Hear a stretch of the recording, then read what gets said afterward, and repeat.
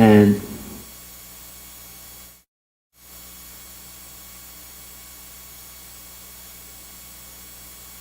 to him intimately. Yogamaya, of course, is not acting in Vaikuntha, only in Goloka. And it's not acting in the Brahmajyoti.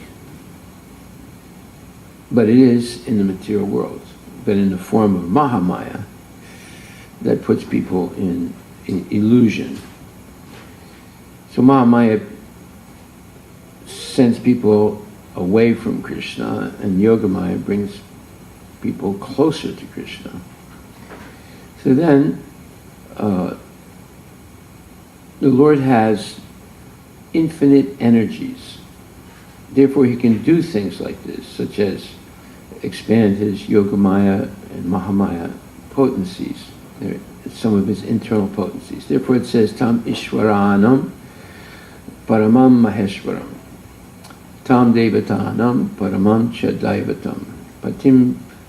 Patinam Paramam Parastad Vidana Devam Bhuvanesham Idyam. Natashikaryam Karanam Chavidyate Natas Samas Chad Yadikas Chadrishyate Parashasakti Vividaya Sriyate Swabhaviki Gyanabala Kriyacha. So this says, the Supreme Lord is the controller. This is from the Svitasvatara Upanishad, 6th chapter, 7th and 8th verses. The Supreme Lord is the controller of all other controllers, and he is the greatest of all the diverse planetary leaders. Everyone is under his control. All entities are delegated with particular power only by the Supreme Lord. They are not supreme themselves. He is also worshipable by all demigods and is the supreme director of all directors. Therefore, he is transcendental to all kinds of material leaders and controllers and is worshipable by all. There is no one greater than him, and he is the supreme cause of all causes. And then, he does not possess a bodily form like that of an ordinary living entity. There is no difference between his body and his soul. He is absolute. All his senses are transcendental.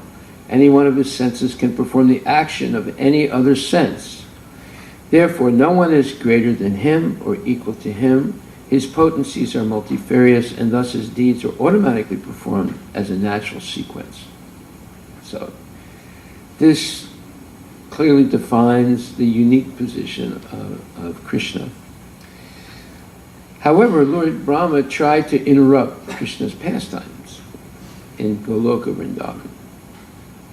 Gokula Vrindavan, when he stole the calves and cowherd boys. But the Lord bewildered Lord Brahma. This is called Brahma Moha. And expanded himself as the cows and cowherd boys. And therefore, he continued his pastimes. And Brahma, when he saw this, became confused because he had just taken the cows and cowherd boys away.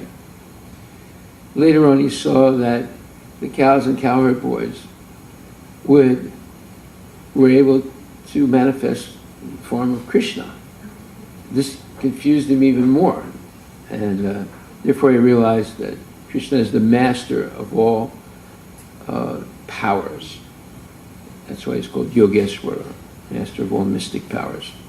So even Brahma, who is also referred to as Yogeshwara, master of mystic powers, realized that his powers are insignificant compared to that of Krishna.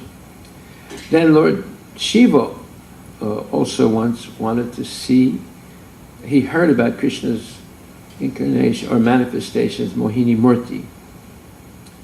Therefore, he wanted to see Mohini Murti.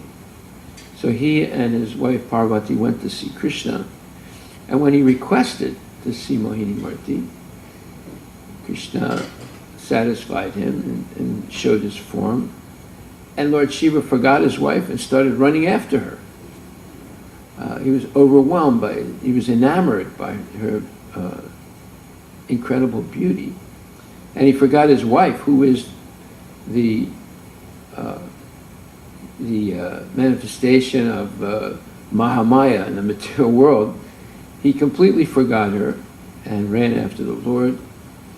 And in this way, the Lord bewildered Lord Shiva, who is the master of the material energy of illusion, Durga Mata, in the material world. So the Krishna Maya is much greater than the Mahamaya.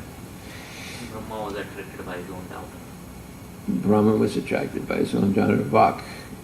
And this shows that he's somewhat conditioned. Yeah. And then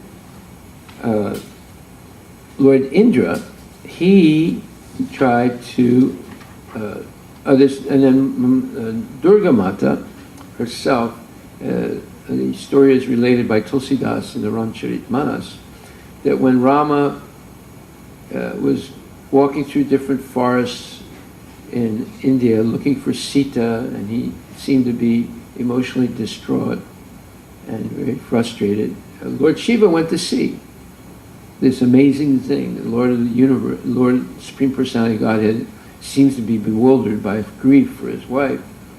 And he sees this, and he comes back and tells Parvati, he says, I've seen the most amazing thing I've ever seen in my life. I've never seen anything like this again. And she said, what is it? She said, the Lord is engaged in his pastime. He's acting as if he's like an ordinary living entity, overwhelmed with grief for his wife. It's just amazing. Obviously, this is just a big drama of the Lord. So Parvati, who is Durga Mata, she thought, oh, well, I'll relieve his pain. So she went, didn't tell Lord Shiva what she was going to do. She went to trick Lord Rama. And she assumed the form of Mother Sita. And when she appeared right in front of the Lord looked straight at her and said, oh, Mother Parvati, where's your husband, Shiva? And she became frightened because the Lord saw right through her, and the Lord intimated that she might be acting in a improper way, trying to pretend to be Rama's wife. And he reminded her that she should not be doing this. But he did it without using words to insult her in any way. So Parvati, in the form of Sita, turns around and she starts running away. At one point she wants to look back, and when she looks back, she sees Sita, Ram, Lakshmana, and Sita and Ram. And she's bewildered by it. So then she looks ahead and starts running, and then she sees Sita Ram in front of her. And she totally freaked out. So she just closes her eyes and runs away. Later on, when she goes back to see Lord Shiva, he was in deep meditation because he realized what happened. And she's waiting to tell him, but he's not speaking to her. And he stayed like that, I think, for 30,000 years. Because he wasn't upset, but he knew that she made a mistake, and he didn't want to hear her, misrepresent facts about what she did. So, and then Lord Indra, he tried to disrupt Krishna's pastimes also by sending the Shamantaka rain clouds and tried to cause a terrible inundation, torrential rains in Vrindavan, and flooded the whole place. But Krishna, even though he was 7 years old, lifted up the entire Govardhan mountain and used it as an umbrella to protect the inhabitants of Vrindavan and the cows. And Lord Indra was bewildered by such an amazing feat, and he was defeated in his attempt to interrupt the Lord's pastimes. So he also surrendered to the Lord. So in every instance, Lord Krishna manifested his incredible powers that cannot be emulated, and proved that he has unparalleled powers that demigods cannot at all emulate. So this is one major difference. He's a master of all mystic powers, and no one can emulate him. Then, the Lord is called Eka. Eka means he's always one. Whereas the conditioned living entities are embodied in many different forms in the material world, as demigods, humans, animals, trees, birds, bees, insects, so forth. So all living entities are eternal, but Krishna is the supreme eternal.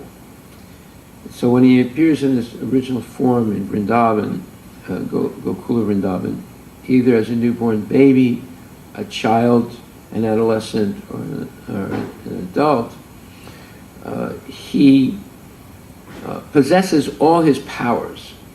So this was proven when the Sakata Sura demon tried to kill him when he was just a little baby, the cart demon. With his little foot, he just kicked the cart, completely destroyed it, and killed the demons. So no baby can do something like that. So that means even as a baby, he retained all his powers. Then, as a child, he killed, as a baby again, he killed Putana, who wanted him to suckle her. And when he sucked on her breast, he sucked out her soul. And Putana demon was 12 miles long. And this is just a little baby. And then when he was a child, of course, he lifted Govardhan Hill. Also as a baby, he was lifted up by the Trinavata tornado or whirlwind demon, and he killed that demon. And then later on, he lifted Govardhan Hill. So in every instance, he proved that he had all his powers, even though he was appearing as a baby or as a child or as an adolescent or as an adult. It means eka. He has eka rasa. He's always himself with all his full powers, regardless of the forms that he manifests. Whereas we, when we're born, we don't have the full power of a human being. And we can take different bodies, and each body we are limited, but the Lord is never limited in all his incarnations, or all his different manifestations.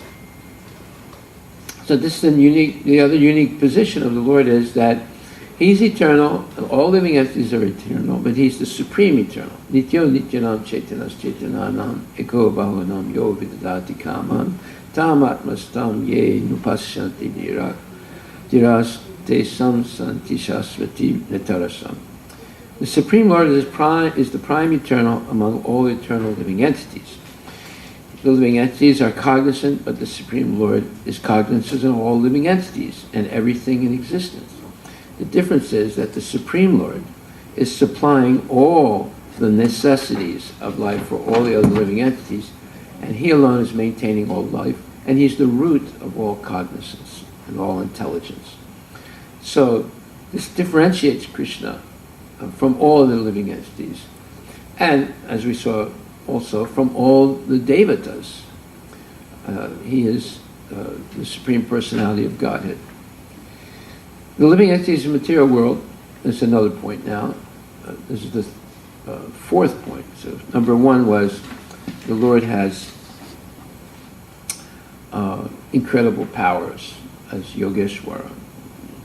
And number two, he enjoys ekarasa. He's always himself, and whenever he appears as an incarnation or as or avatar, or he appears as a baby or a child, he has all his powers.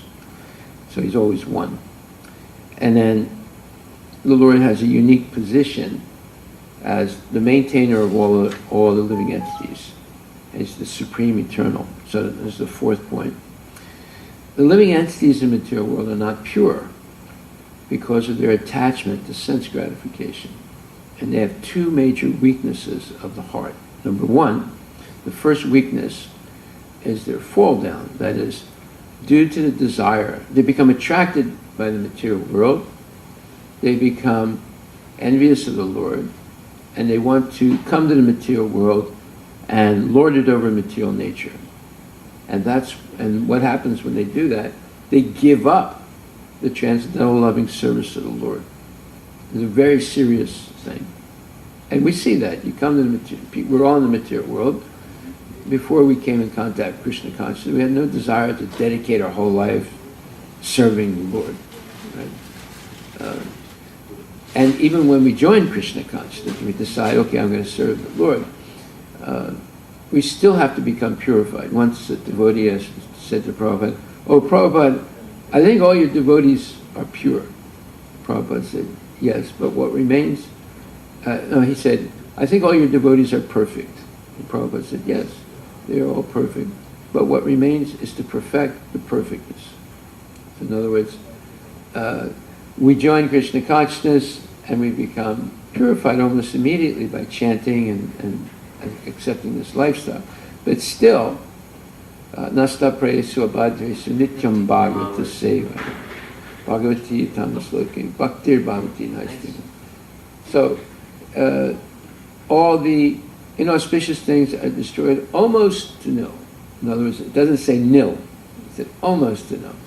There's always this residual kutam. Kutam means the propensity or to sin, or the inclination to sin.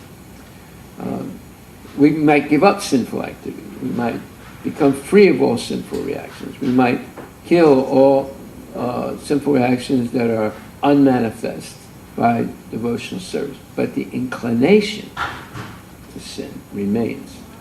And that can only be purified by unalloyed devotional service, unflinching devotional service.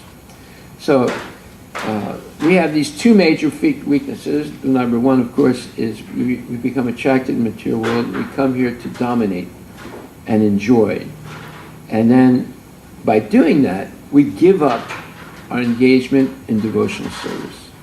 And then secondly, as we become attached to matter and the possession of material things and material relationships, in other words, we increase our propensity to overlord the material nature. We begin to accumulate material possessions and material relationships. And then we become strongly attached to them, where we completely forget about Krishna. So all the problems of life are due to these two weaknesses of the heart. The first one causes the fall down. The second one, just like there are two aspects of Maya. Maya, number one aspect of Maya, she throws us into the material world. And number two, she covers us. Yeah. So these are the two effects of Maya, and the actual cause of it are these two weaknesses of the heart. However, and all problems are due to these two weaknesses of the heart. And you'll see that if you analyze yourself, or if you just pick up the newspaper and read it, you'll see that people are fighting because of their attachments to mundane things and relationships. And it causes many, many problems. And ultimately the problem is they've given up the service of Krishna. Why did they give up the service of Krishna? They became attracted to lording it over material things in the material world. And as they accumulate their material possessions, their attachments become unbreakable. Even to save their own life, they will not give up their attachment. Just like Prabhupada tells the story of two men that got into an argument about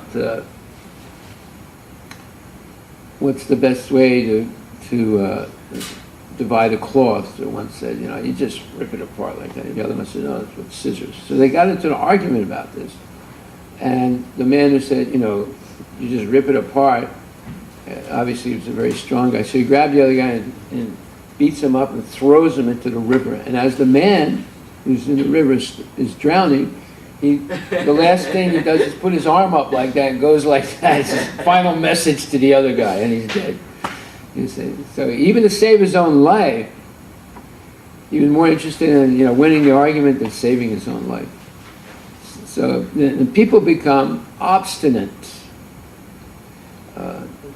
This obstinacy to ferociously hold on to material things. Just like, how does a hunter catch a monkey? Well, first of all, he studies the mentality of the monkey. What do monkeys do? All day long they're playing and doing nonsense in the forest. And they especially like fruits they can get a hold of. And there are a lot of fruits in wild forest. So he devised this plan. He got some kind of a wine bottle, and he put one cherry inside it. And he put it near where the monkeys were doing nonsense. And he just waited. And after some hours, one monkey was playing around doing nonsense, as they always do. And he saw this bottle, so he started kicking the bottle a little bit, and he saw something was moving inside of it. So he looked very carefully. He saw it was a cherry. So then he tried to stick his hand. It's not easy to stick your hand through a wine bottle, right? The overture of the wine. But he kept trying, and he finally got his hand in and grabbed the cherry. And right then, the hunter ran after him. But the monkey was so attached. And first of all, it was hard for him to get his hand into the wine bottle and get the cherry, because he went through so much trouble. He didn't want to let go of the cherry. So what happened? He had a handicap. Just like in golf, when two players are playing golf, one might be inexperienced, the other might be very experienced. So they give the more experienced player a handicap, right? So if it takes, you're supposed to have a par of 4 tries to get the ball into the thing. So they keep 4 for the inexperienced guy, and they give a handicap for the experienced guy. He's got to do it in 2 tries. You see. So in this way, now the monkey has a handicap, right? He only has 3 appendages to get away. One of them is stuck, and he gets caught. And this is the way people get caught in material life, because of material attachments. They will not let go of material attachment, even to save their own life. Even to save our own lives, we won't let go of material attachments. And we get caught. And we die in total frustration. In a Vedic tradition, when there is, 2 philosophies and there's a debate, one person is defeated in the debate, but there are people who, rather than accept the new ideology, yes, which was proven and they got defeated, they would give up their life. Yes. Because if you don't accept it... Well, no, you have Rukmi. Yeah. Rukmi was defeated many times in playing chess with Krishna. And every time he claimed he won. So finally Krishna, scalped him, teach him a lesson, because there's a modern Rukmi. His name is Adam Schiff. He's a member of the. He's a senator in the United States. So every time the Republicans reveal how much the Democrats have cheated during the election, Hillary Clinton, he always claims it's not true. He knows it's not. He knows it's true. He keeps claiming it's not true. Right? So you can see the history repeats itself continually in the material world. Okay, so then, because of these weaknesses of the heart, all the problems of life are caused. But Krishna is completely pure of any material desires and detached. And this is a very important point to understand if one wants to be liberated from illusion and work steadfastly for the Lord. The Lord emphasizes this point. Namam limpati karmani name karma phale spriha itimam yo bijananti karma vir nasa badyate. So Bhagavad Gita, 4th chapter, 14th verse.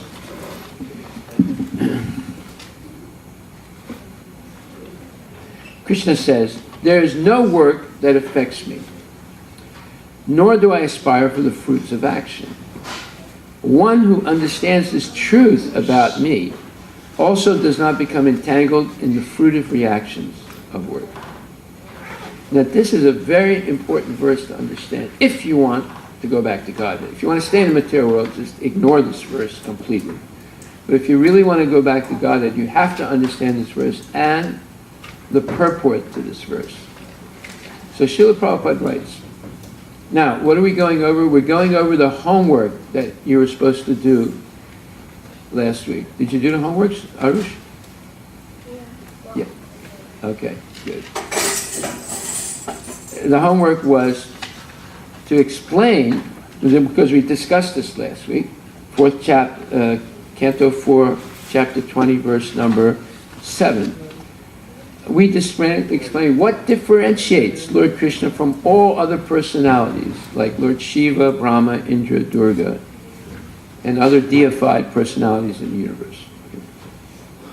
So we're on point number 4 now. When I finish, I'll let you read your answers, okay? So, Srila Prabhupada writes in the purport to 414, as there are constitutional laws in the material world stating that the king can do no wrong, or that the king is not subject to the state laws, similarly the Lord, although he's the creator of this material world, is not affected by the activities of the material world. He creates and remains aloof from the creation, whereas the living entities are entangled in the fruitive results of material activities because of their propensity to lord it over material nature. So we already went over that, right? The 2 weaknesses of the heart. It's very important to understand that, because all of us are suffering from those 2 weaknesses, and because of that, it causes all the problems in life. Any problem you have, economic, relational, social, political, any problem you have, philosophical, it's due to these 2 weaknesses of the heart. If you understand this, then you have a way of dealing with the problem. Just like a doctor, before he gives medicine, first he does a diagnosis. Because if he doesn't know what the cause of the sickness is, he could kill the patient. In fact, every year, over 100,000 Americans are killed in hospitals because they make a mistake about the diagnosis, or they make or give an overdose of the medicine, or oftentimes, and more than you would ever imagine, they forget a knife or a scalpel after an operation inside the body of the person, and then they sew the person up, and then later on the person is complaining about pain. So they come in, they do an x-ray, and they see that the surgeon forgot his scalpel inside the body. Huh? Yesterday they did a brain surgery for one patient, 4 hours. Then they realized that they are doing wrong patient. Yeah, the wrong patient. No, hey, listen, it's worse than that. It's worse than that. They cut off the leg of someone. Yes. Then they realize it was the wrong person. The cinema actor Sridevi's father, Yeah. he died. They did The brain operation? Oh, no. heart some surgery in she came from all the way from Bombay to New York. They did, instead of doing one side, they did the other side. He passed. The wrong side. Minimum 100,000 people die in the United States every year. That's more than all the Americans that died in the Vietnam War. Only 55,000 Americans died in the Vietnam War. Every year, more than 100,000, sometimes 150,000. Every year it varies somewhat. But it's always minimal 100,000 people die because of medical mistakes in the United States. And this is we're supposed to have the best medical practice in the whole world. Yeah. They killed my father too. Yeah. It's all because of nonsense that they did. Okay, so Prabhupada says, as there are constitutional laws in the material world stating that the king can do no wrong, or that the king is not subject to the state laws, similarly, Lord Krishna, although he's the creator of this material world, is not affected by the activities of the material world. He creates and remains aloof from the creation, whereas living entities are entangled in the fruitive results of material activities because of their propensity for lording it over material resources. The proprietor of an establishment is not responsible for the right and wrong activities of the workers, but the workers are themselves responsible. What does this mean, Arush? What does it mean, Krishna? You don't know. Okay, I'll read it again. Listen very carefully. You ready? The proprietor of an establishment, that means the person that owns a company, right? Like Jeff Bezos owns Amazon, right? Is not responsible for the right and wrong activities of his workers, but the workers are themselves responsible. What does this mean? So the workers are responsible for themselves. They don't have to follow. They don't have to follow? They don't have to listen. They don't have what? They don't have to listen to that. Owner? No, that's not right. That's not. It's like the workers. You went off. You began correctly, then you went off. Can you repeat it? What? Can you repeat it? The question is, the point that we read. The proprietor of an establishment is not responsible for the right and wrong activities of the workers, but the workers are themselves responsible. What does that mean? So the It's not on. It has to be a green light. the owner is. Wait. It's not green. It's It's dead. 6 batteries weak. There you go. You were wrong. Wrong again. So like the workers, the owner is not responsible for the workers' mistakes, but the workers are like responsible too. They're responsible for something, and if they do it wrong, the owner isn't responsible for that. Okay, so now let's say you have homework to do. Your teacher in school gives you homework, and you don't do it. And then when she said, well, why didn't you do it? You said, well, because it's your fault. I said, what? How is it my fault? So because you gave homework that was too hard to do. It was your fault. Is that a valid excuse? No, it's not a valid excuse. It's not the teacher's fault, it's your fault. You're the one who's supposed to do it. Okay, if it was too hard to do, you could get help, right? Or you could just ask the teacher. You could ask the teacher, yeah. But if you blame her, the teacher, now whose fault is it? Your fault. It's not her fault. Oh, I had a question. Yeah. You could Now, you see, this is an easy thing to understand, right? But actually in life, no. Like, for example, there was one devotee who got caught smuggling marijuana into the Denver airport. He was coming back from India, and he tried to smuggle in marijuana. So, when the police arrested him, and the policeman said, why did you do this? He said, it's not my fault. He said, what? What do you mean it's not your fault? It's not my fault. My temple president told me to do it. He said, temple president? Who's your temple president? He gave his name. So-and-so Adhikari, president of Denver Hare Krishna temple. So the policeman just started laughing. He said, well, we'll investigate this, but even if he told you to do it, you should have known that trying to import an illegal substance into the United States is against the law. In fact, every person on the airplane that came from India who's an American citizen, or even if they're not an American citizen, they receive immigration and customs form that you have to fill out. And on that form, they ask you to write down anything you're bringing into the country, right? Even if it doesn't cost anything, you still have to write it down, right? And then they give you a list of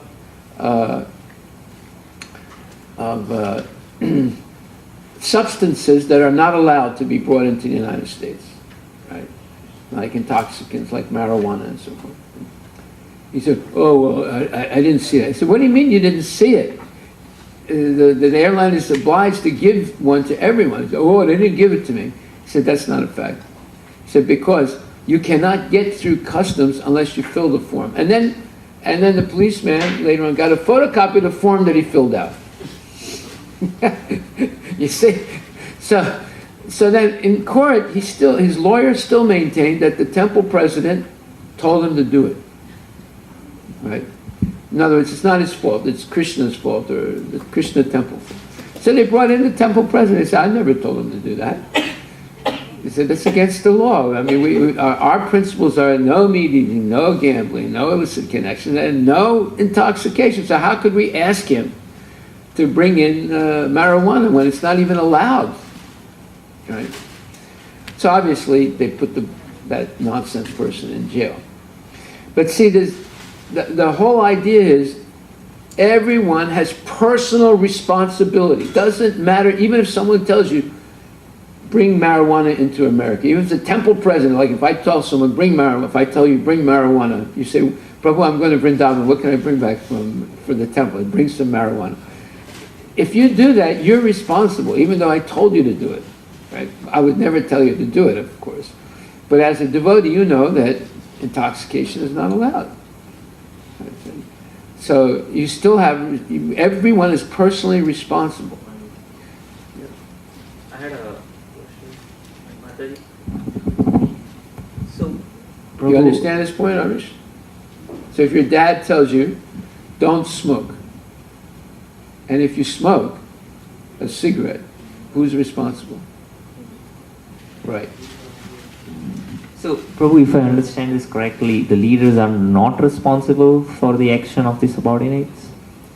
Or leaders also are a part, the primary responsibility is that of the subordinate, but the leaders are also implicated, or they are not implicated? Look, if I tell you to bring marijuana from Vrindavan to Seattle, who's responsible? Of course, the person who is doing it is responsible, but Right. the leaders are completely exempt, or are they implicated? You would have to prove that, they brainwashed you and you were just a gnome, a brainless person, whatever somebody tells you, you do it, right? And, there's the possibility that there would be some attenuate, no, they would tell you this, I'll tell you what they would tell you. They said, look, we will lessen your punishment if you become a cooperating witness to blame the leader who told you to do it. But if going back to the original statement that we are discussing, it seemed like these are actions. No, this is why I'm reading it. The individual is always responsible, even if someone tells. I'm not saying ignorance. The leader is not even aware. I'm talking about that scenario where the leader is not even aware. Ignorance is not an excuse. No, I'm saying leader is not aware that its subordinates did the mistake, then is the leader implicated or not? That's the question, because according to that statement, leaders are completely absolved, right? It's not the responsibility of the leader, right? If the leader did not say anything. Yeah, he doesn't even know that his subordinates, because the proprietor of the business... No. Let's separate two things. One is mundane material world laws. There you can get responsibility, even if you not tell person to do something, because that person works in your company. Okay, right? okay. But spiritually, Spiritually, yes. spiritually, the individual is always responsible. You cannot blame it on anyone else. But even in ignorance, even if the person is ignorant, didn't know that something is wrong, they're still responsible. I get that part. My question is the leader implicated or not? Because there's another law of karma which says the king gets 1/6 of the karma, right? Yeah, that's true. Right. But that does not exonerate the individual. That is clear. That is clear. Yeah. No, this is the danger of becoming a leader or a guru. Right. You're going to be partially responsible for the offenses that your disciple or your subjects commit. Right. Yeah. Okay. Thank you. Unless you are 100% dedicated to serving Krishna, then you're exonerated. But if you have a little bit of material attachment, then you get 1/6. Yeah. That's why there's a big value in being completely surrendered to Krishna. You're free of all that, let's say, collateral damage that you can get by being, a parent or a teacher or a politician or a CEO, etc. You can get minimum 1/6 of the sinful reactions, the people that you're supposed to be protecting or instructing.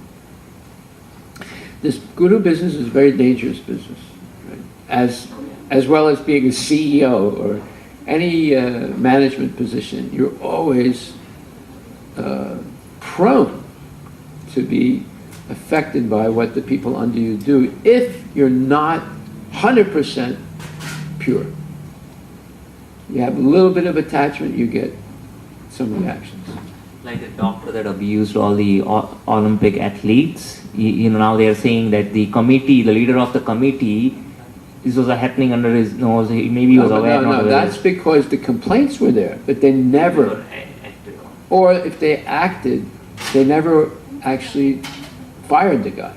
In some cases, they acted on it in a superficial way, but they never came to the conclusion to get rid of the guy. So he stayed in his position.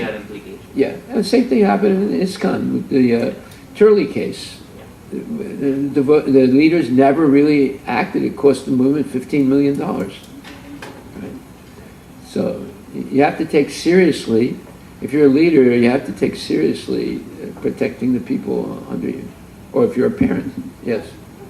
Does this discussion apply to the American executive CEOs who want to sign, certify that the financial statement is accurate, they're witnessed, they're reviewed? Yeah, of course. But see, let me tell you something. In the case of Exxon,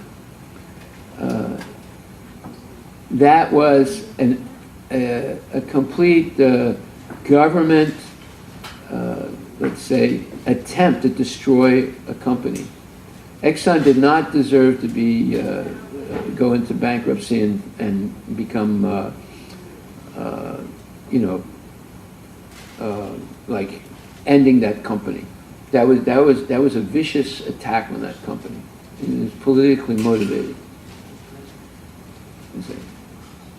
So usually you have bankruptcy laws in America to protect companies that can be saved. But you can't protect them if the government decides to close them down. Because they'll ignore the rules. The government can ignore their own rules. And if you don't, the way they do it is by putting the leaders in jail. And it's very nasty what a government can do if they want to, and if it's a rogue government. So in the Exxon affair, they destroyed one of the richest companies in the United States because some kind of because it was all I don't want to go into all the details. It's a political thing, Just like what they're trying to do now to Trump. It's all a political thing, Even though laws are being broken by the government itself, still they can get away with it if they want to. Okay, so now we see the living entities are engaged in their respective activities of sense gratification, and these activities are not ordained by the Lord. Did Lord Krishna ever say engage in intoxication, meat eating, gambling, and illicit affairs? Did he ever say that? No, he said don't do it, right? So and we have to see the reason we are in the material world is because we're attached to sense gratification, and we have those two weaknesses of the heart that we explained in depth already. All right, you remember what the weaknesses of the heart are, Arush? You know what the two weaknesses of the heart are. Maybe your dad can help you. Desire. Desire for what? To go to Disneyland? Sense gratification. Huh? Sense gratification. Well, that's the result of the two weaknesses of the heart. And what are the weaknesses of the heart?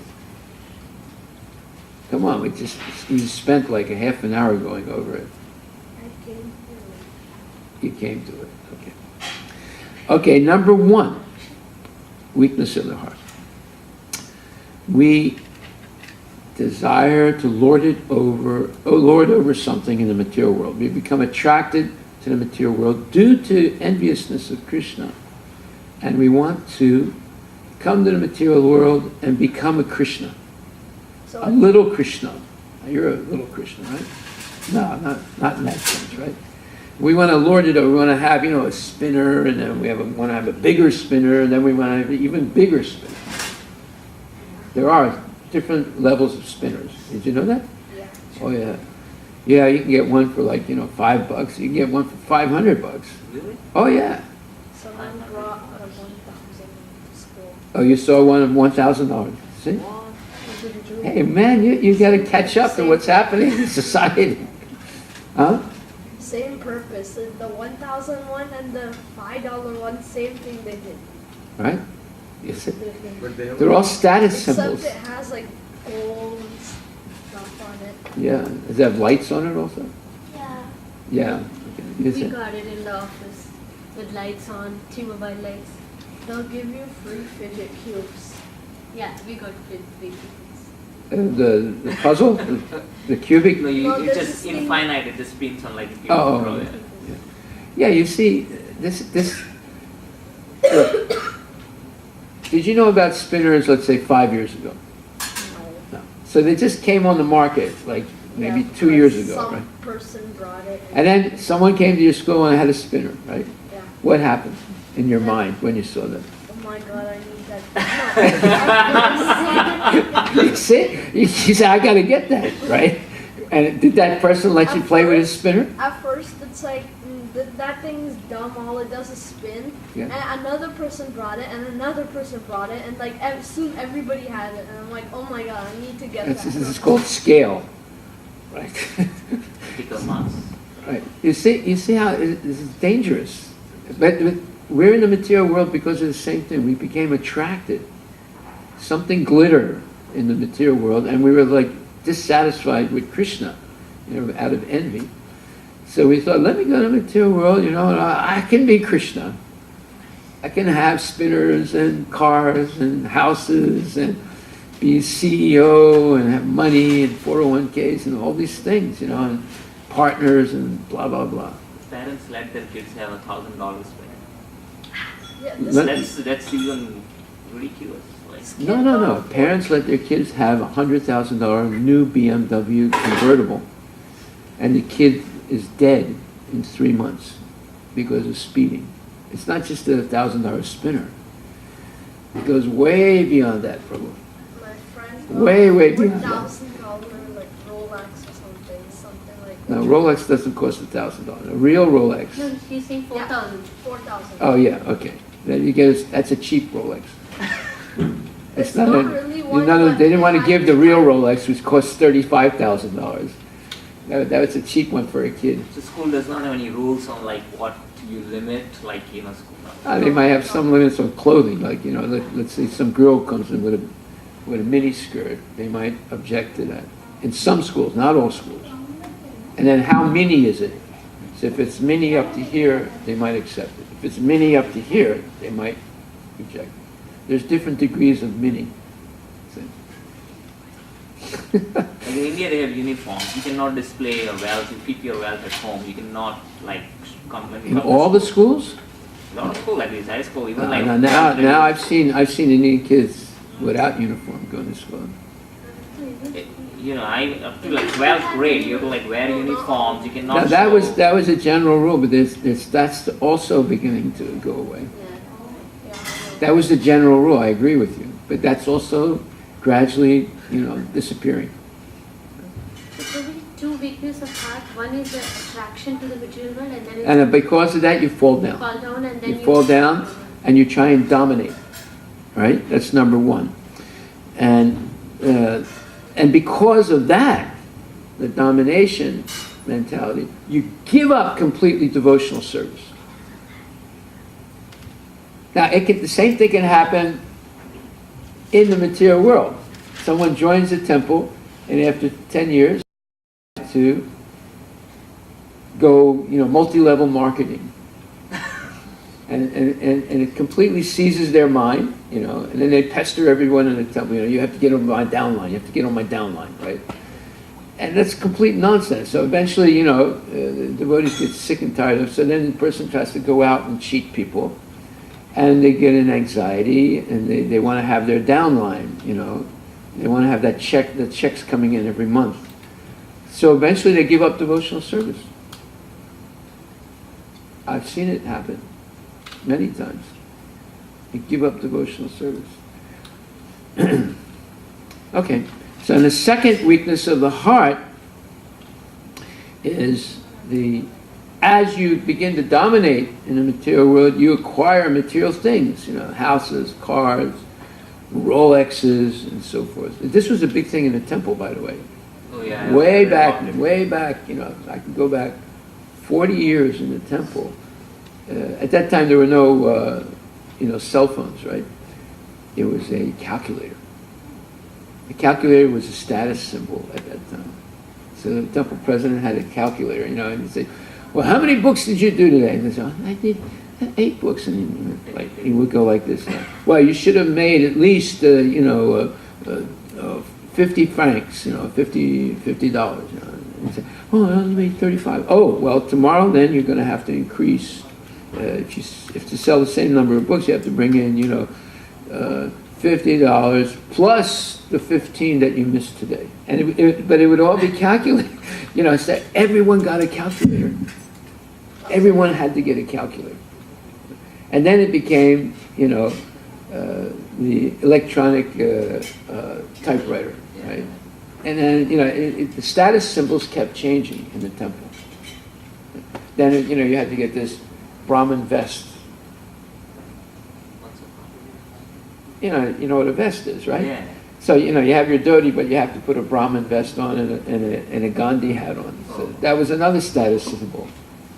And, and every time we'd have to wait till someone comes from India to bring those things. So it caused a lot of anxiety, right? Also, Rolex were rather great.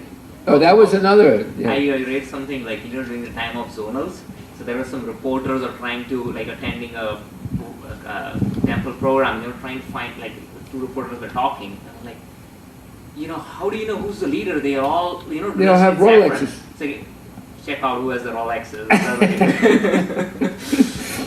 Yeah, but then they came out with the $20 Rolex you can buy in Hong Kong.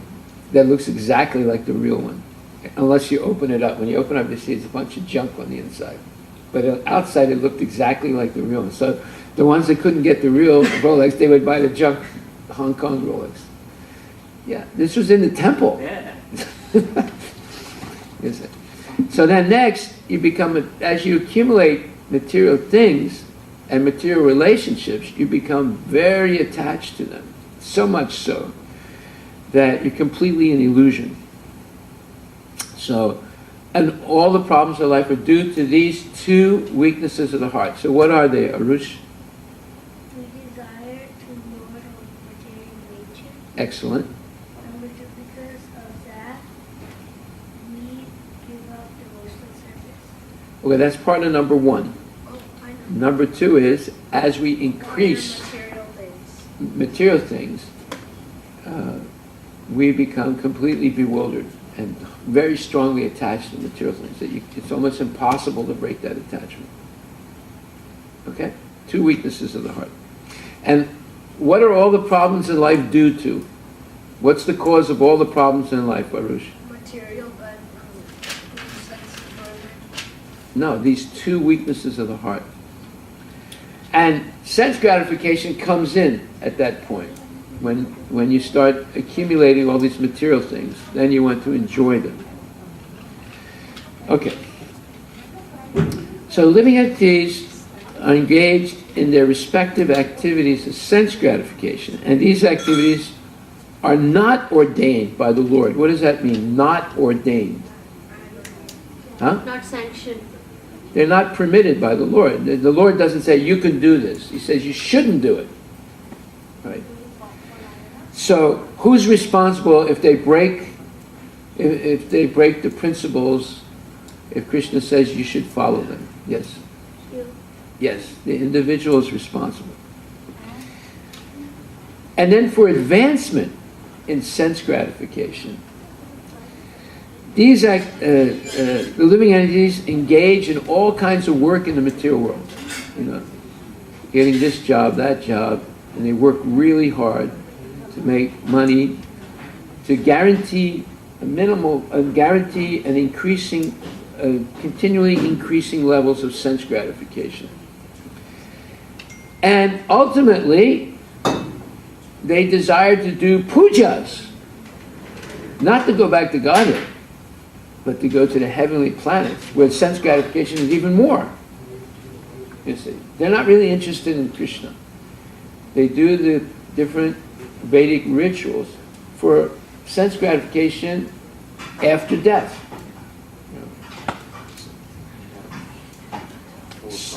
Huh? Also, forefathers and posteriors. Yeah, they want to help their forefathers also, have a mahotsav on the day of the planets. Actually, where you have the real sense gratification is on the moon. Moon is not, a place where there's nothing, just dust. The moon is a heavenly planet. It's the beginning of the heavenly planets. And you go there to drink somarasa, which increases your life 10,000 years. And it increases your ability to have sense gratification. So you can see, no one has gone to the moon. Not the Chinese, not the Americans, hey, we're here. Not the Russians, none of them have gone to the moon, because the way they describe the moon is like there's nothing there. It's just dust. But the moon is actually a heavenly planet. All the devas go there. Yeah. So that moon we see up there is a heavenly planet? Yes. Or is it? Yeah. It's a heavenly planet. And it's farther away than the sun. That's another mistake they make. It's much farther away than the sun. Yeah. Okay. So, for advancement of sense gratification, people work very hard in this material world. And after death, they want to go to the heavenly planets to enjoy more sense gratification, better sense gratification. So Krishna himself is not attracted to any of this nonsense, such as heavenly pleasures. So the proprietor of Prabhupada says, never desires the low-grade happiness such as the workers may desire. What does that mean? Krishna. The proprietor, the owner of a company, right? Never desires the low-grade happiness such as the workers may desire. Like what the workers desire is nothing compared to what the owners desire? Something like that, yeah. So, like for example, if the workers drink beer, the proprietor wants to drink wine or champagne, right? But that's the mundane example, right? For example, when there's rain, the rain is not directly responsible for the different types of vegetation. What is responsible for the different types of vegetation? Seeds, right? But without the rain, those seeds would never sprout. You see, so the rain is not directly responsible for the different types of, it's not like this rain causes cauliflower, and this rain causes carrots, and then this rain causes, beets. No. But without the rain, these different seeds would not sprout. So without such rains, there's no possibility. So in the same way, in the Vedas it says, Nimitta matram evaso srijanam sarga karmani pradana karani bhuta yato vai srija saktaya. In the material creations, the Lord is the only supreme cause, but the immediate cause is the material nature, by which the cosmic manifestation is made possible. So this is a very important verse, and there's several levels of understanding it. But on the first level, like the rain, Krishna is not responsible for whatever sinful activities we perform. And the rain is not responsible for the different types of vegetation. But Krishna is responsible for the principles, for maintaining his principles of religion. So what does he do to maintain the principles of religion? Paritranayam sadhunam, right? What is he? So he'll appear in an incarnation either as himself or one of his empowered living entities, or either one of his incarnations, or he'll empower a living entity or send his devotee to teach society to follow the rules and regulations of Dharma. But is he responsible for the sins of the living entities? No. Because he's trying to tell them, don't do this. Just like, as a parent, you might tell your child, don't smoke marijuana 1,000 times. But if the child smokes marijuana, are you responsible? No. No. But if the parent tells the child, oh, it's okay to smoke marijuana, is the parent responsible? Yeah. Yeah. If you tell them not to do it, just like we have a sign downstairs, please be warned that there may be peanuts in some of the preparations. Why did we put that sign up? Because peanut allergies. Yes. If someone eats something and we didn't tell them that there may be peanuts in it, we're somewhat responsible, right? So we have that sign to warn people in general. We don't say, this preparation is okay, this one is not. We just say, all preparations may have peanuts in it, therefore be warned. Because we can't tell. Sometimes a peanut might fall accidentally into the matar paneer, right? Or they might use peanut oil. We can't really tell. That's why I said just say, blanket. All the preparations we may have peanuts in it. So better, those people have peanut allergies, not to touch it. But, somebody did, like on one Janmashtami, we were in the habit of giving the sweets out from the altar, right? And then someone asked the pujari during Janmashtami, right, with all the people, are there any peanuts in it? He said, no, he gave it to them, right? And there were peanuts, and that person went to the hospital. Fortunately, they didn't die. Otherwise, they would sue us. So now we don't let anyone, on Janmashtami, we don't distribute the sweets from the altar, and we have a sign, beware, there may be peanuts in these preparations. You see, you don't realize how easy it is in the material world to be responsible for something. But in a general sense, Krishna's instruction is the individual is always responsible. Right? But in the relative sense, the individuals may not be responsible if they've been misled. Right? So this brings up a bigger question. The bigger question is, I'll give you an example and then see if you can understand. There was a young girl, who once when she was riding in a car with her parents, the parents had an accident, both parents died, and the girl became an orphan. Then she was put into, not an orphanage, but into a foster family who adopted her, right? And then later on, the foster father abused that girl seriously. Then the girl killed him. Now and the girl was only 14 years old when she killed her foster father, right? So they end up in court, they're trying to accuse the girl of murder. And she said, she told her story, right? They acquitted her. Even though she murdered her father.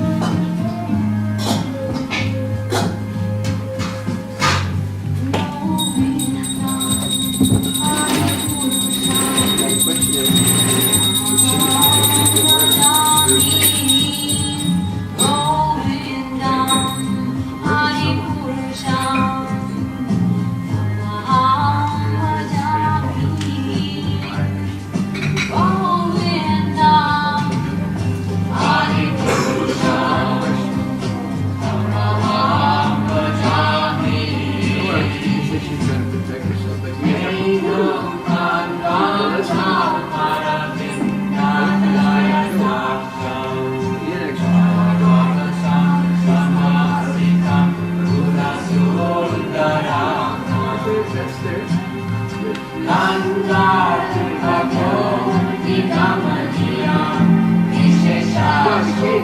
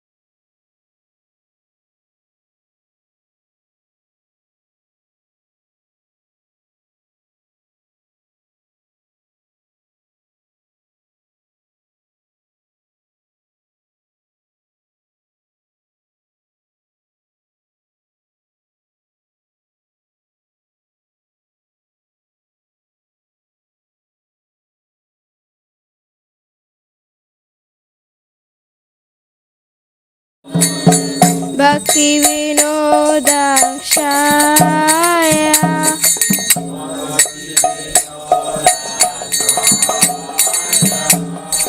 Yashomati Nandana Vrajvaranagara Gokula Ranjana Kana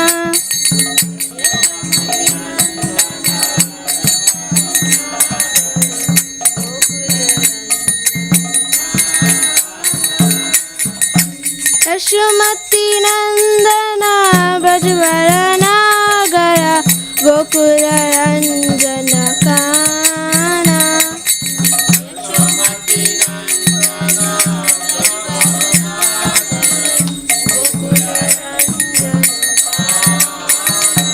Jaya Radha Nila Madhav Radha Nila Madhav Radhe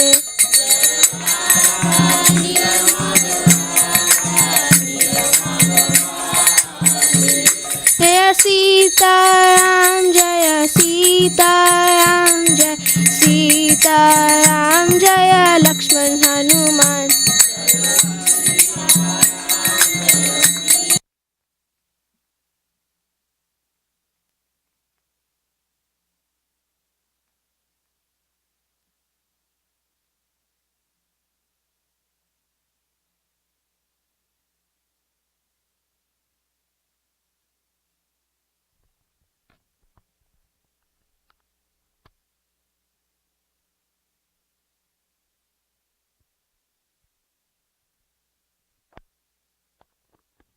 Nitai Jaya Gora Nitai Jaya Gora Nitai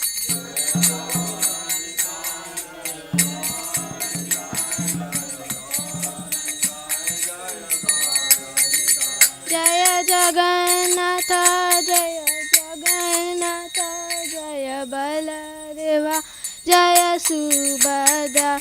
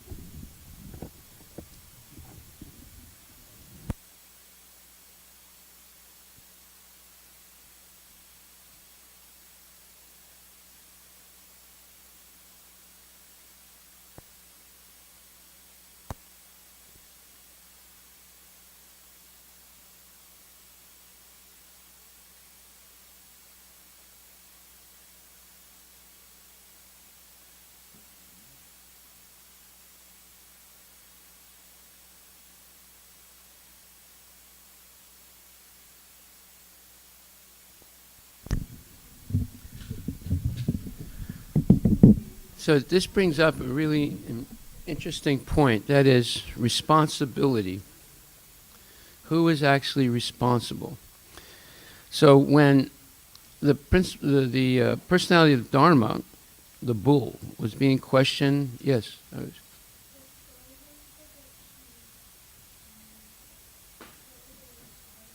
Yeah, I'm going to talk about that now. Yeah.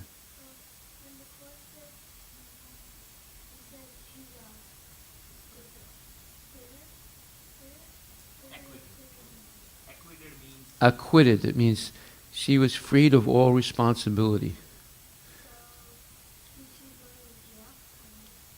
No. No, well, I don't think she was put in jail, but I mean, it took a long time to have the trial and everything, and when they understood what happened to her, see, it's a horrible thing to lose your parents, and then all of a sudden you're put in a family that you don't know, and then the family doesn't take good care of you. And is the person responsible? Well, it also depends. I'm going to look up that story. It also depends how old she was when she did it. Was she still a minor, or was she an adult when she did it? You know, I have to look into it. But you see, there are situations like that. Now we're going to talk about that situation spiritually. In the Srimad Bhagavatam, you have the personality of Dharma, who was a bull. He was being tortured by by Kali, the personality of the age that we're living in, who was a very dark person, and he had already broken 3 legs of the bull. Now, the bull has 4 legs, right? So what are they?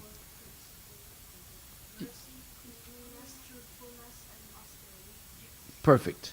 Very good. Very, very good. When did you learn that? Right. So, when Maharaj Parikshit stopped the personality of Kali from beating the leg of the bull, the last leg of truthfulness, Jai Shri Shri Radha Nila Madhava Ki Jai.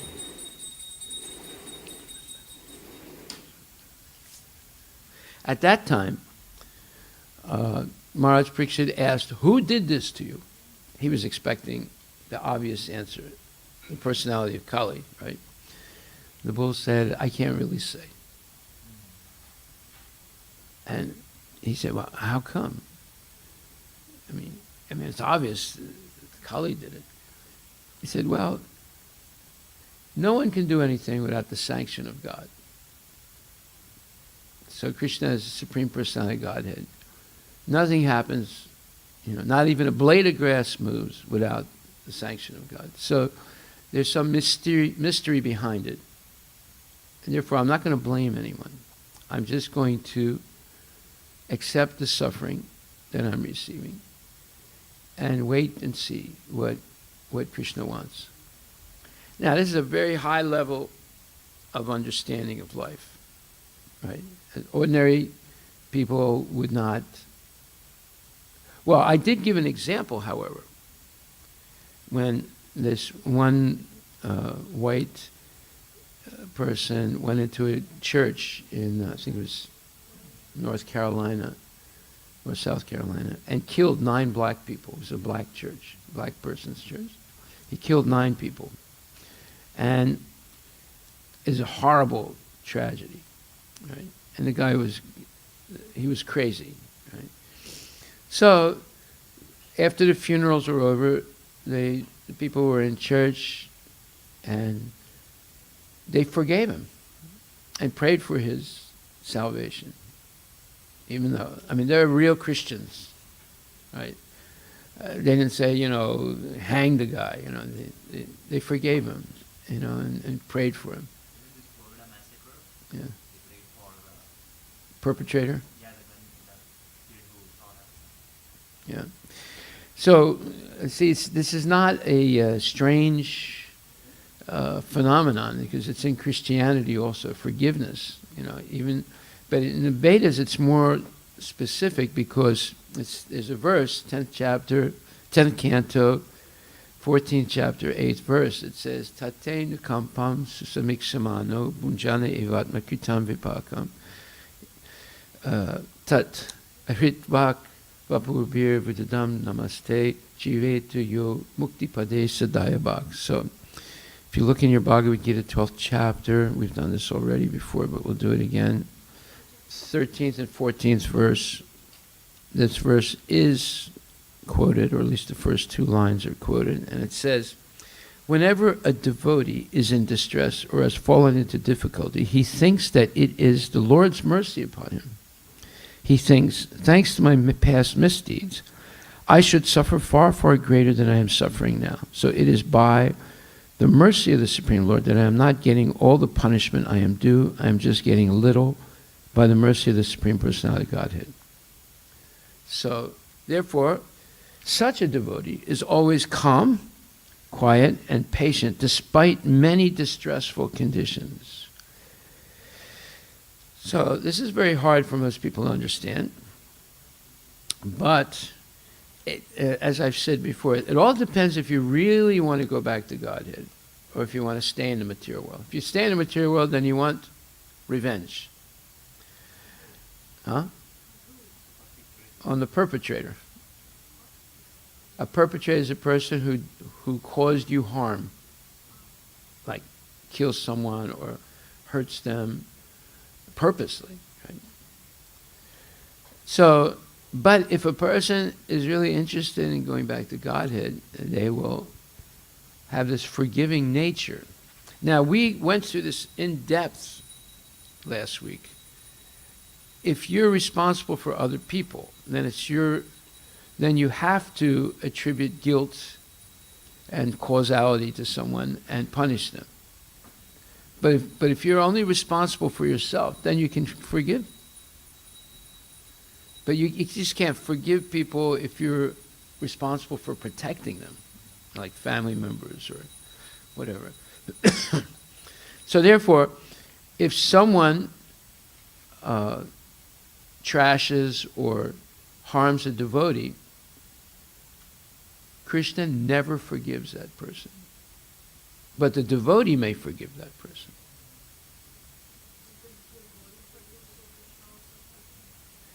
He may, as an example of Durvasa Muni and Ambarish Maharaj forgave him. But sometimes, so therefore if someone offends a devotee, they can go to Krishna and Krishna will not help them. But they'll be forced to go back to the devotee that they insulted or hurt and ask for forgiveness. And the devotee will forgive, then Krishna will also forgive that person.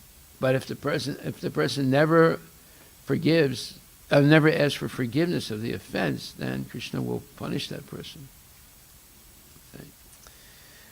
Okay. So here it says, the living entity is responsible for his own acts. The Lord only gives him facilities through the agency of material nature, the external energy. Anyone who is fully conversant with all the intricacies of this law of karma or fruitive activities does not become affected by the results of his activities. I'm going to read this again. Listen carefully, Arusha and Krishna, and Sanskriti.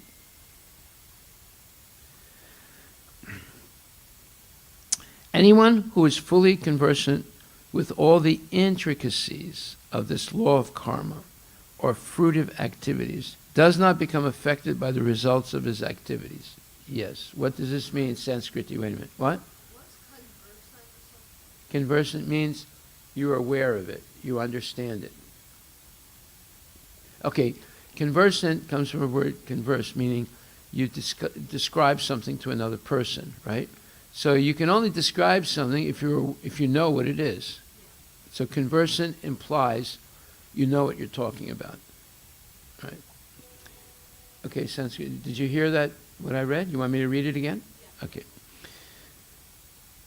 Anyone who is fully conversant with all the intricacies of this law of karma or fruitive activities does not become affected by the results of his activities. What is the law of karma? Vaishamya naigrinye na sapek satvat. The Lord is never partial to any living entity. The living entity is responsible for his own acts. The Lord gives facilities through the agency of material nature, the external energy.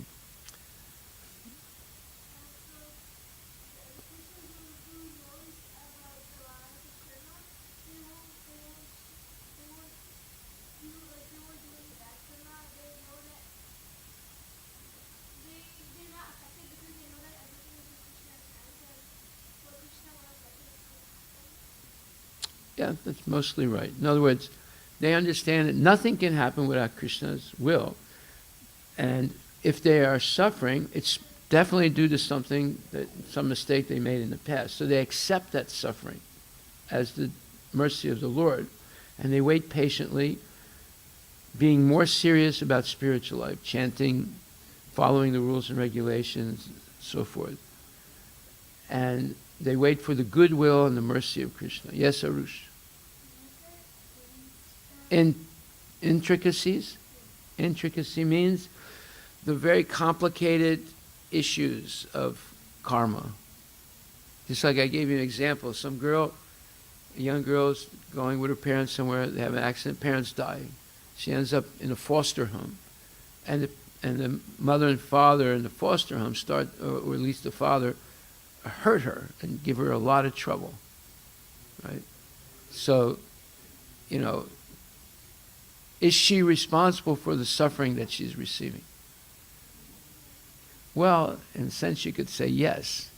Most people would say no, right? Why should she be responsible? She's just an innocent girl. But see, they don't understand. She might have done something in her previous lives to deserve this. So does that exonerate the people? Does that mean that the people who are hurting her are not responsible? No. Yeah.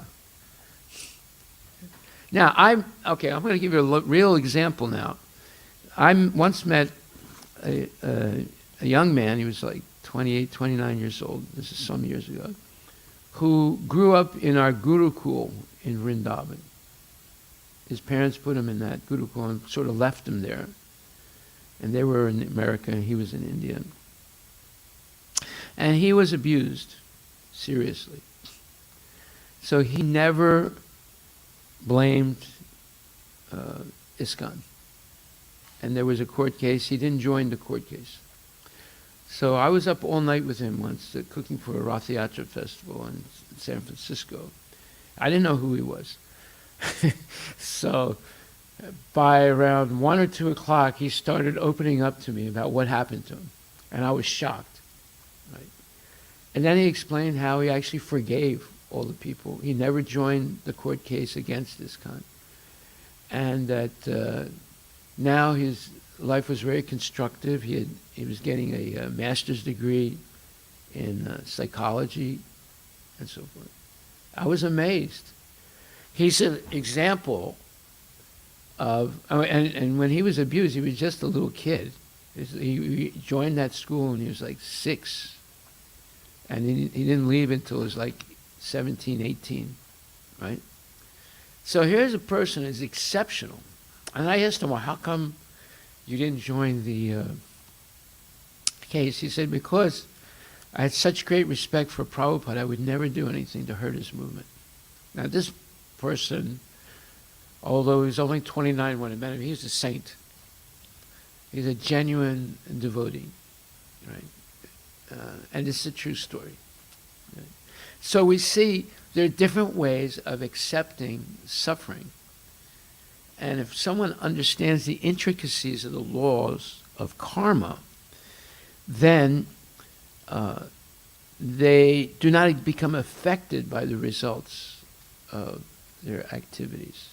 In other words, a person who understands the transcendental nature of the Lord is an experienced person in Krishna consciousness, and thus is never subjected to the laws of karma. What are the laws of karma?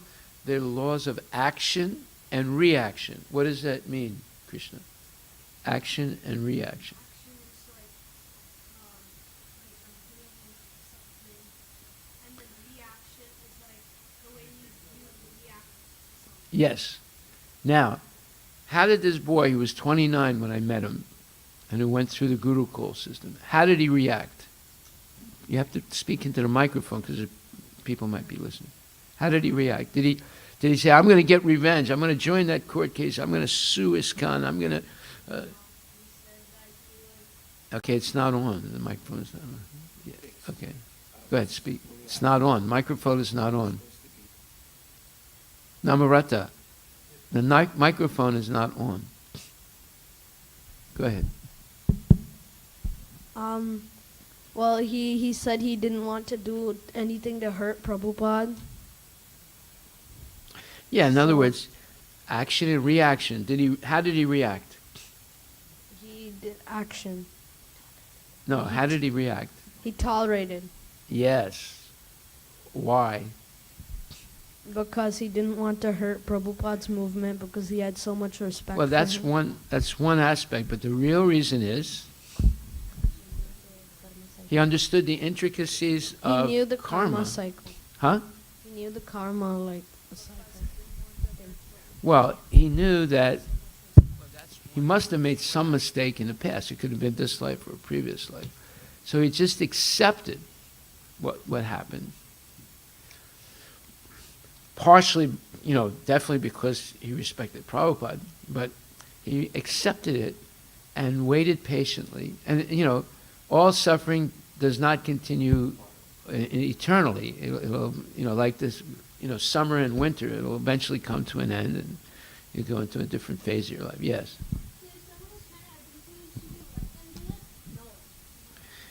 Well, okay, now that's a good question.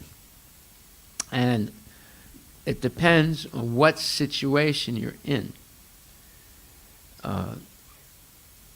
You may be in a situation where you can't do anything about it. Right? Or you can be in a situation where you can do something about it. So, what do we mean by you can do something about it? You can take more shelter of Krishna. Right? So, there are many different levels of abuse, but like, for example, what you may interpret as abuse may simply be punishment for bad behavior.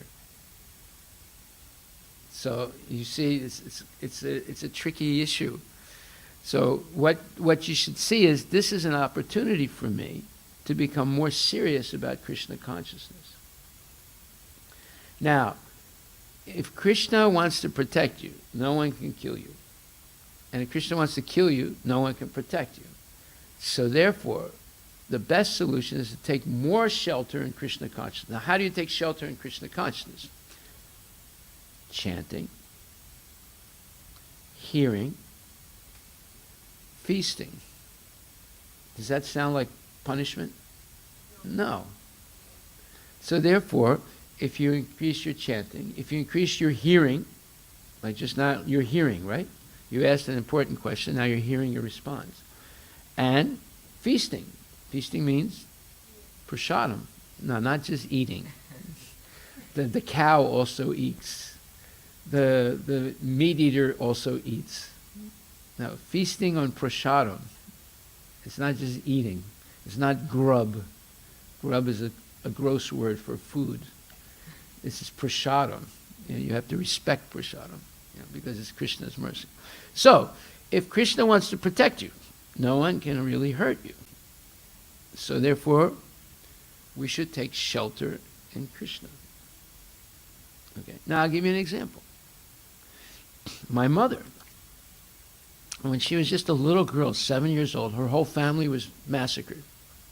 She ended up in a desert alone. And miraculously, the same people that massacred her parents picked her up and adopted her. How's that sound? It sounds it sounds like a movie, right? And after the war was over, she was forcibly taken out of the home of the people who adopted her and put into an orphanage. And the story keeps going on. It would take a long time to explain it.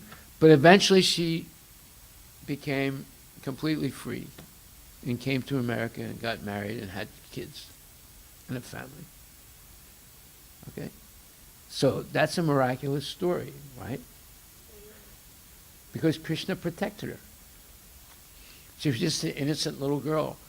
And she didn't know what was happening, but she was saved by the mercy of the Lord. So, therefore, what's the solution to all problems? Become really serious about Krishna consciousness, whether you're an adult or a child, and you'll be protected by the Lord. Yeah. Okay? Yeah.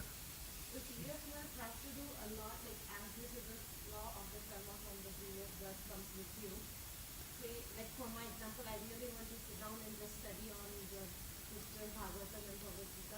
No, nobody, I didn't say sit down and study. I said hear. Hearing is more important than sitting down and studying. And hearing from proper persons, not just anybody. You know, I mean, you're hearing the television, but that doesn't mean anything. You have to hear from genuine devotees, those scriptures that you want to sit down and read. The reading is okay, but it's not the same as hearing from genuine devotees. Go ahead. Yeah, so Prabhuji, even hearing also, we are not doing that. Like, I'm not even doing that. So is it, But you can do it. yeah, I can do, I know I can do, but I'm not doing. So, But you can. Right? It's not like a can that you open up with a can opener. You know, you can do it if you want to. Right? You have to see the value of it. In other words, every time you hear, if you learn something new, there's some value in it. Right? Something new that's beneficial to help you become a better devotee, then there's a value in it. If every time you hear it's all same old, then there's no value in it, so why hear? But if you learn something every time, then it has a genuine value for the rest of your life. Right? Okay, well, so the question is? so Prabhuji, as you said, when you hear, you add a value. So whenever I put the lecture for hearing, and every lecture, everything is like Krishna is supreme. So I think I already know Krishna is supreme. I have no doubt. Then, I mean. You have a doubt, because if you actually believe that Krishna is the Supreme Personality of God, then you completely surrender. No, you're not hearing properly. So if you say, they always say the same thing, Krishna is supreme. That's not true. You have missed 99% of the class, even though you heard it. The only thing you heard was Krishna is supreme. Yeah, they repeat that every class, but there's a lot of other things that you've missed. Are you trying to say that the only thing they did was repeat the same thing? Krishna is Supreme Personality of God. It's Krishna is Supreme Personality of God. Krishna is Supreme Personality of God. Right? Is that what the class was? No. They said a lot of other things too, but the only thing you're hearing, and that's where you say that, well, it's the same class every time. No, it's the same inattention that you have every time. Right? Just like I've been speaking for, an hour and 15 minutes, right? So I ask a question, right? What are the two weaknesses of heart? I went over it for a half an hour, right? They couldn't answer. Okay. But there were people here, so, okay, well, let me ask you now, what are the two weaknesses of the heart? Don't look at the notes. Don't look at the notes. Attraction to the material world. Yes? And the second one is like. No, that's not a complete answer of the first one. Oh, okay. Attraction to the material world. Don't look at the notes. And then because of that you fall down. Yes. And then. No, wait a minute. You haven't finished. There's another aspect to it, the most important aspect. Like everybody wants to come to the material world to be Krishna. Okay. Yeah. Well, your name is Krishna. And then Second? the second one is getting hold of material gadgets. Spinners? Yeah. No, you become attached to dominating. That's the reason you fall down. And then you start dominating and possessing things, and you become very attached to them. And by the way, I forgot one point, that when you become attracted to the material world, due to envy of Krishna, you give up devotional service. Yeah. And you get involved in acquiring material things.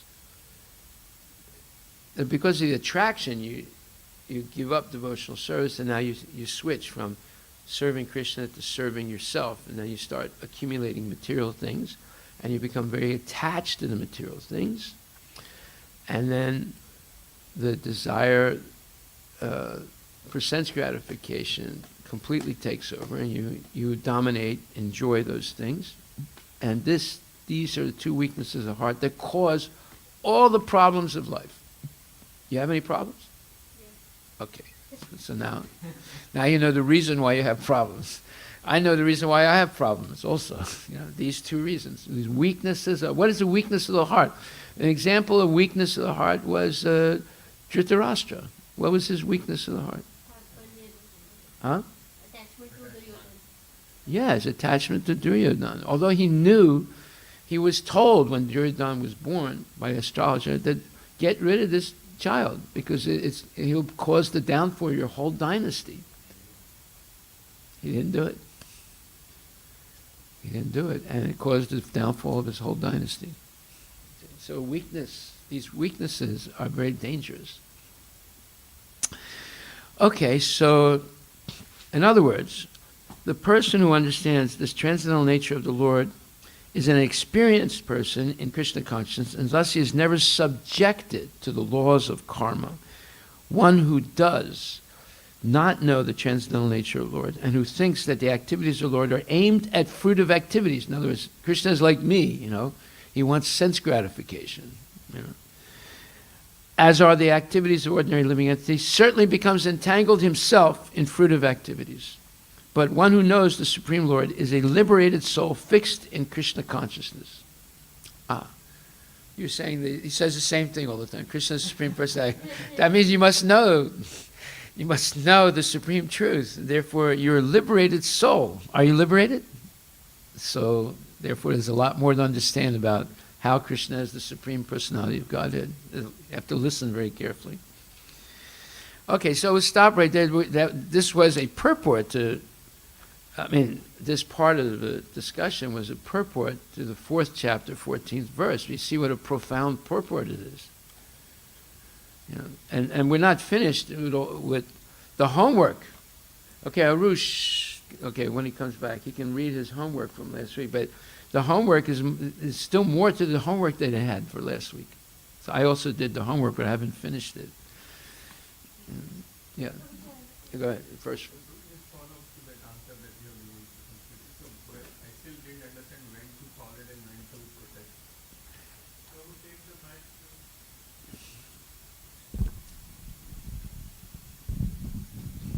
So, the question is this follow-up question: when to protest and when to tolerate?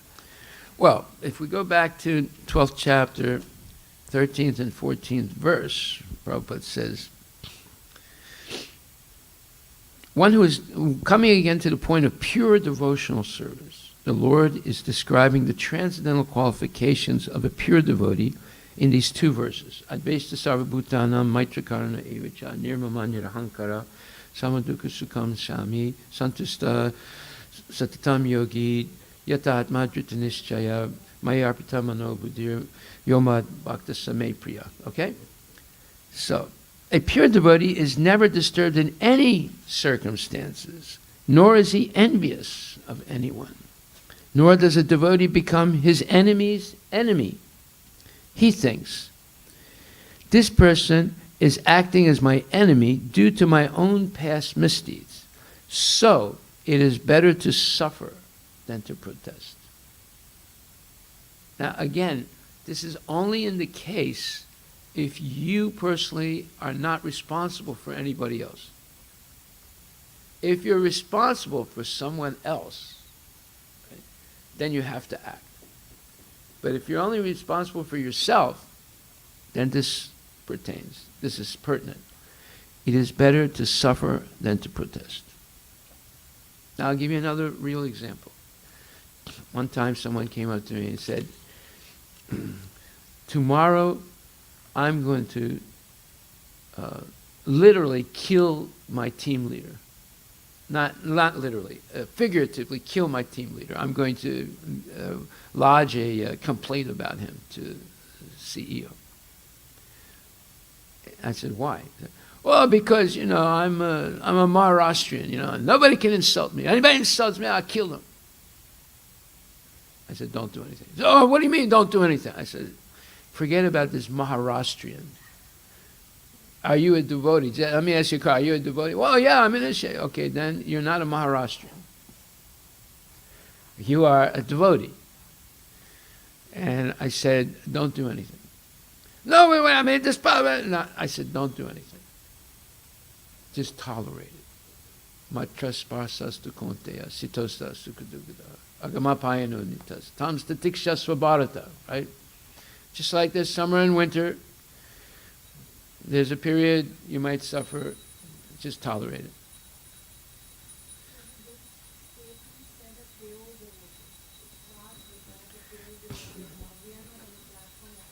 That's a poor excuse.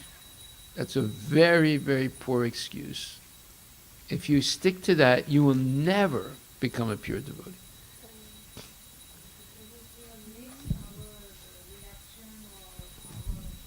No, but just listen to this story now.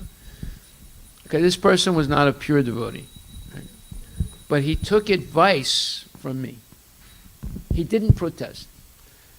2 years later, the team leader was out. But before he left, he gave a recommendation for this person to become team leader. And because of that, his career has flourished like anything. This is a true story. I'm not making it up. So, it's not that he was being, molested or anything. I mean, he was being abused, because of racism. The team leader was a white guy, and he didn't like Indians. He thought they're, don't belong in America, taking American jobs. But he tolerated it, and that team leader recommended him to become the next team leader. And he got a promotion. Does that answer your question? Yes, Prabhuji. Yeah. I wanted to comment that also, like, when devotees protest, it's not how the idea is completely different from how materialists protest. Like we see in the story of Sakshi Gopal, that young Brahmana, he wanted the elder Brahmana to hold to his promise. He did not just accept it, not because for his selfish reasons, but he wanted to protect the religion of the elder Brahmana. So even when devotees protest, they don't want the other person to commit sin. It's a compassion. It's a completely different outlook than that of a materialist, where they are revenge. Yeah, it's not just about protecting me from ill doings. The compassion is, I don't want that person to suffer. If this is not right, it's not good for him. It's a completely different outlook. Like everything. One time Prabhupada was asked by the sannyasi, he said, Prabhupada, is something I don't understand. This young Brahmin boy, he went all the way back to Vrindavan because he wanted to get married to that girl. Prabhupada said, no, that's not true. He said, you're just saying that because nobody wants to marry you.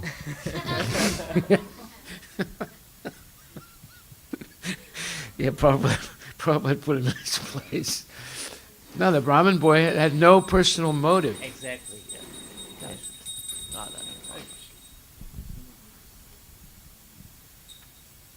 No, let's stop now.